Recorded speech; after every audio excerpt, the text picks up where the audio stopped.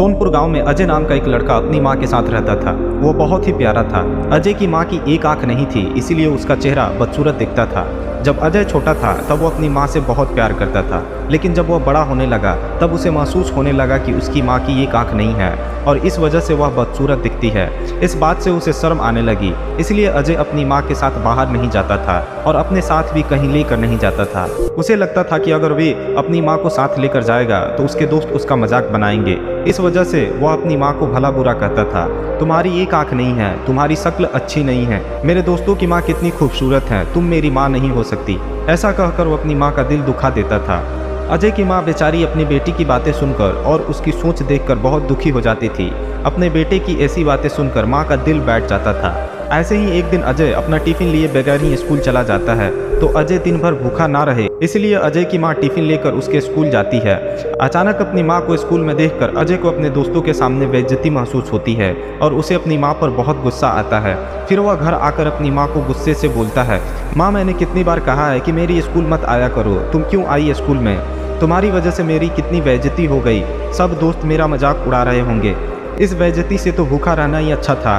फिर अजय की मां बोलती है, मुझे माफ़ कर दो बेटा, मैं फिर कभी तुम्हारे दोस्तों के सामने नहीं आऊँगी। यह कहकर अजय की मां रोने लगती है, लेकिन फिर भी अजय की मां उसका हमेशा अच्छी तरह से ख्याल रखती है और उसे ज़िंदगी में किसी भी चीज़ की कमी नहीं होने देती। ऐसे ही दिन बीत गए, अजय बड़ा हो गया और अब वह पहले से ज़्यादा अपनी माँ का तिरस्कार करने लगा था। वह हर वक्त अपनी माँ की बेइज्जती करता रहता था। खुद का गुस्सा वह अपनी माँ पर ही निकालता था। अजय की माँ बेचारी सब कुछ बर्दाश्त करती रहती थी और मन ही मन दुखी हो जाती। एक दिन अजय अचानक अपनी माँ से कहता है, अब मुझे तुम्हारे साथ रहना पसंद नहीं है, मैं यह घर छोड़कर जा रहा हूँ। यह सुनकर अजय की माँ कहती है, बेटा ऐसा मत करो, अगर तुम मुझे छोड़कर चले जाओगे तो मैं अकेले जीकर क्या करूँगी। इस बात पर अजय कहता है, तुम बहुत बुरी हो, तुम्हारी शक्ल अच्छी नहीं है, तुम्हारी वजह से मैं अब और बेइज्जत नहीं हो सकता। माँ के लाख रोकने पर भी अजय नहीं रुका और घर छोड़कर चला जाता है। फिर अजय शादी करके अपनी बीवी के साथ रहने लगता है और इधर उसकी माँ अकेले अपनी ज़िंदगी गुजारने लगती है। वह बहुत बूढ़ी हो चुकी थी। ऐसे ही कुछ वक्त गुजर गया। एक दिन अजय के दरवाजे पर कोई आता है। अजय दरवाज़ा खोलकर देखता है कि उसके गांव से एक आदमी है और उसके हाथ में एक खत है।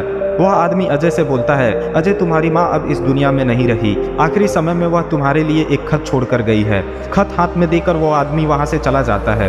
यह खबर सुनकर अजय थोड़ा दुखी होता है। फिर अजय अपनी माँ का खत खोलकर पढ़ने लगता है। उसमें लिखा होता है, बेटा अजय, मेरी एक आंख न होने की वजह से तुम्हारी ज़िंदगी भर बेइज्जती होती रही, इसका मुझे बहुत दुख था, पर आज मैं तुम्हें एक बात बता रही हूँ जो मैंने तुम्हें पहले कभी नहीं बताई। अजय, जब तुम छोटा था तब तुम बाहर खेल रहा था और खेलते खेलते तू गिर गया, जिसकी वजह से तेरी आंख में चोट लग गई और जब मैं तुझे डॉक्टर के पास लेकर गई तो डॉक्टर ने कहा कि तुम्हारी एक आंख खराब हो गई और अब इसका एक ही हल है कि कोई अपनी एक आंख दे दे।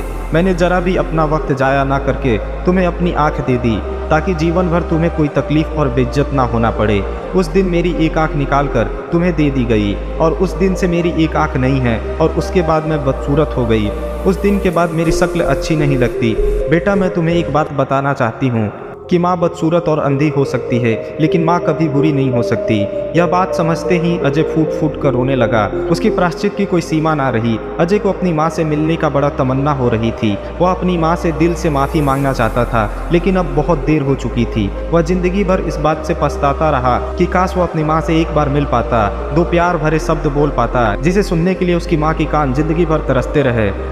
तो दोस्तों, इस कहानी से हमें यह सीख मिलती है कि दुनिया में सब कुछ मिल सकता है, लेकिन माँ की ममता और प्यार दोबारा नहीं मिलता। चाहे कुछ भी हो जाए, कितनी भी कठिन परिस्थितियाँ क्यों ना आए, अपनी माँ को खुद से अलग नहीं करना चाहिए। दोस्तों, आपको यह कहानी कैसी लगी नीचे कमेंट करके ज़रूर बताएं और अपने सभी दोस्तों और परिजनों के साथ भी इस कहानी को शेयर करें। Thank you, thanks for watching.